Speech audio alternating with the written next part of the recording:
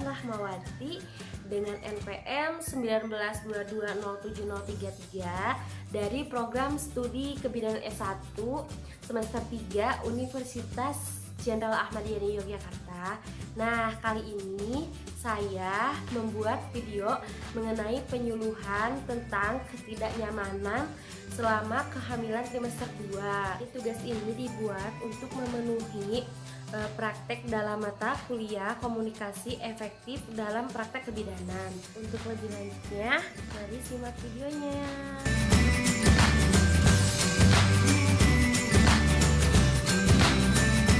Assalamualaikum Ibu. Waalaikumsalam. Silahkan duduk, Bu. Terima kasih Bu. Mohon maaf Bu, sebelumnya perkenalkan, nama saya Bidan Sansan. Saya selaku Bidan Desa Cisayong ingin melakukan penyuluhan terhadap ibu hamil. Seperti itu Bu. Maksud dan tujuan saya datang kemari, saya ingin memberikan penyuluhan mengenai ketidaknyamanan kehamilan selama trimester 2. Seperti itu Bu. Oh iya Bu, bagaimana Bu kabarnya? Alhamdulillah baik. Mohon maaf ya Bu, saya sambil merekap data, soalnya data ini akan saya laporkan kepada desa. Seperti itu ya Bu.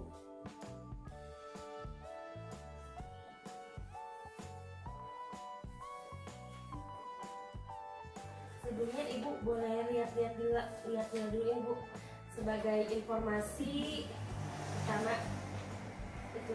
Jadi gini Bu, sebelum saya memberikan materi, saya akan memberikan kontak kepada Ibu. Saya akan memberikan materi kepada Ibu selama 15 menit. Apakah Ibu keberatan atau tidak? Ya, tidak apa-apa. Oh, seperti itu ya Bu. Ya, mari kita mulai ya Bu untuk materinya. Yang pertama tuh saya mau bertanya, apakah Ibu tahu trimester kedua itu kehamilan di minggu keberapa? Tidak tahu. Oh, seperti itu ya Bu. Jadi trimester kedua itu kehamilan terjadi pada minggu ke-13 sampai ke-28 kehamilan. Pada trimester ini organ vital bayi seperti jantung, paru-paru, dan otak sudah lebih berkembang sehingga ukurannya menjadi lebih besar. Bayi ini mulai bisa mendengar suara dan menerang. Jadi kemungkinan trimester kedua ini merupakan periode yang paling nyaman dari kehamilan. Seperti itu ya Bu. Selanjutnya Bu, saya akan menjelaskan mengenai macam-macam penyebab dan cara mengatasinya saat ketidaknyamanan selama kehamilan trimester kedua ya Bu. Yang pertama itu ada pusing. Nah, Ibu apakah sering merasakan pusing? Iya, saya sering merasakan. Oh, jadi begini Bu, wanita hamil sering merasakan pusing disebabkan karena aliran darah yang berusaha mengimbangi sirkulasi darah yang meningkat seiring dengan pertumbuhan janin. Kemudian ketika masuk trimester kedua kehamilan, rahim yang membesar dapat menekan pembuluh darah sehingga kepala terasa sakit atau pusing. Pusing yang berkelanjutan berdampak pada gejala anemia, tekanan darah yang naik turun, dehidrasi, hingga sinkope atau pingsan. Seperti itu ya Bu. Nah, untuk cara mengatasinya yaitu Ibu bisa istirahat dengan cukup, menghindari berdiri secara tiba-tiba dari posisi duduk ya Bu. Kemudian hindari berdiri pada waktu yang lama dan jangan lewatkan waktu makan. Nah Bu, kemudian jika Ibu sedang berbaring, Ibu lebih baik miring ke sebelah kiri ya Bu, seperti itu. Nah, terus yang kedua ada sering berkemih atau sering kencing ya Bu, seperti itu.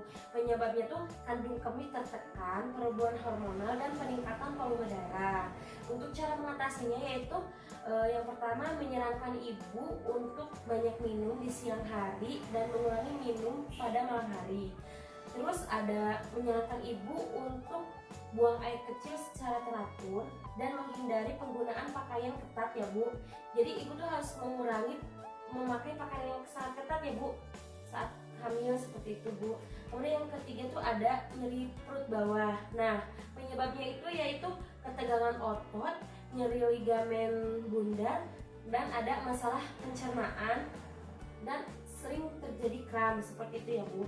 Untuk cara mengatasinya yaitu menghindari berdiri secara tiba-tiba dari posisi jongkok dan mengajarkan Ibu posisi tubuh yang baik, seperti itu ya Bu. Kemudian ibu tuh pasti merasakan nyeri punggung ya. Iya. Penyebabnya itu terjadi akibat perubahan hormonal sejalan dengan bertambahnya berat badan ibu secara bertahap selama kehamilan dan redistribusi pemusatan. Terdapat pengaruh hormonal pada struktur otot yang terjadi selama kehamilan. Kedua faktor ini mengakibatkan adanya perubahan postur tubuh pada ibu hamil. Perubahan sistem muskuloskeletal terjadi pada saat umur kehamilan semakin bertambah kehamilannya. Seperti ya Bu. Adaptasi muskuloskeletal ini mencakup peningkatan berat badan, bergesernya pusat berat tubuh akibat pembesaran rahim, relaksasi dan mobilitas. Semakin besar kemungkinan instabilitas sendi sakroliaka dan peningkatan lordosis lumbal yang menyebabkan rasa sakit. Untuk cara mengatasinya yaitu memberitahu ibu untuk menjaga posisi tubuhnya, kemudian ibu untuk melakukan eversi selama kehamilan, kemudian ibu juga bisa mengurangi aktivitas serta menambah istirahat ya Bu, seperti itu. Nah Bu, kemudian ada penambahan berat badan ya Bu selama kehamilan. Penyebabnya itu diakibatkan karena berat cairan ketuban, pembesaran volume rahim, dan meningkatnya jumlah cairan di dalam tubuh. Nah untuk cara mengatasinya ya Bu, biar berat badan ibu nanti setelah melahirkan tetap ideal dan naiknya tidak drastis seperti itu, ibu tuh mengkonsumsi makanan yang baik ya Bu, terus menghitung jumlah asupan kalori ibu ketika makan ya Bu. Kemudian yang terakhir itu ada perubahan psikologis. Nah penyebabnya itu kekhawatiran terhadap janin yang dikandung, terus perubahan bentuk tubuh dan penyebab hormon dan mencari perhatian seperti itu ya Bu.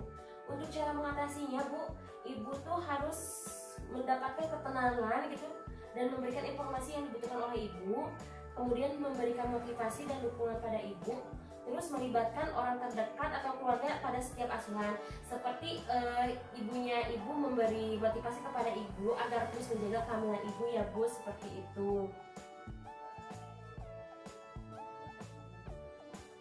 Terus Bu, di sini saya akan memberitahu ya tanda bahaya yang perlu diwaspadai pada kehamilan ibu yang sekarang ini. Jika ibu tuh merasakan demam tinggi, bayi kurang bergerak seperti biasanya ya Bu, kemudian selaput, kelopak mata pucat seperti itu ya Bu. Saya cukupkan materi penyuluhan pada kali ini. Mohon maaf apabila banyak kesalahan dari saya. Jika ada yang kurang jelas, ibu boleh bertanya kepada saya. Apakah ada yang mau ibu tanyakan? Untuk demam tingginya berapa derajat Celcius ya Bu? Oh jadi gini Bu, untuk tanda bahaya yang harus ibu waspadai ketika merasakan ketidaknyamanan selama kehamilan trimester kedua ini, suhu badan ibu tuh jangan di atas 38 derajat Celcius ya Bu. Soalnya jika udah di atas itu ibu harus mewaspadai banget ya Bu.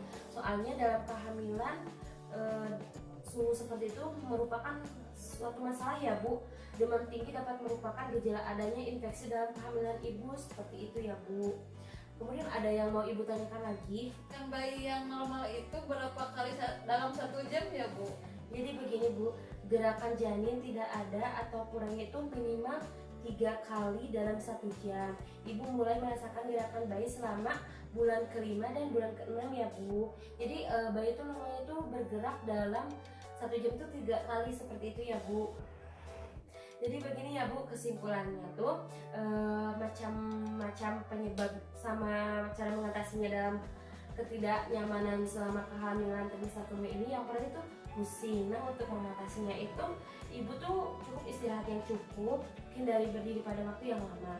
Kemudian ada sering berkemih. Cara mengatasinya itu banyak minum, buang air kecil secara teratur. Kemudian ada nyeri perut bagian bawah. Nah untuk cara mengatasinya itu hindari berdiri secara tiba-tiba dan dari posisi jongkok. Kemudian ada nyeri punggung. Untuk cara mengatasinya yaitu menjaga posisi tubuh dan mengurangi aktivitas ibu. Kemudian ada penambahan berat badan. Untuk cara mengatasinya yaitu makan makanan yang baik dan jika makan lebih baik dihitung kalorinya ya Bu. Kemudian ada perubahan psikologis. Nah, untuk cara mengatasinya itu ibu harus mendukung anaknya ketika sedang hamil ya Bu.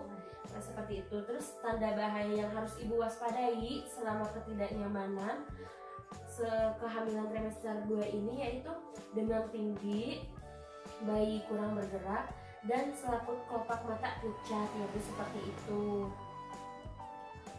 Oh iya Bu, ini ada evaluasi yang harus ibu isi. Ibu boleh isi sesuai kemampuan ibu. Nanti jika ada penyuluhan kembali ataupun ada pemeriksaan, ibu tolong bawa ini ya. Atau enggak nanti di penyuluhan berikutnya ibu serahkan ini kepada saya ya Bu, seperti itu. Ini Bu evaluasinya. Nah Bu, sekian ya penyuluhan dari saya. Mohon maaf apabila banyak kesalahan ataupun banyak yang kurangnya dari saya. Wabillahi taufiq wal hidayah. Wassalamualaikum warahmatullahi wabarakatuh. Waalaikumsalam warahmatullahi wabarakatuh. Terima kasih ya Bu, semoga sehat sekehamilannya. Ya,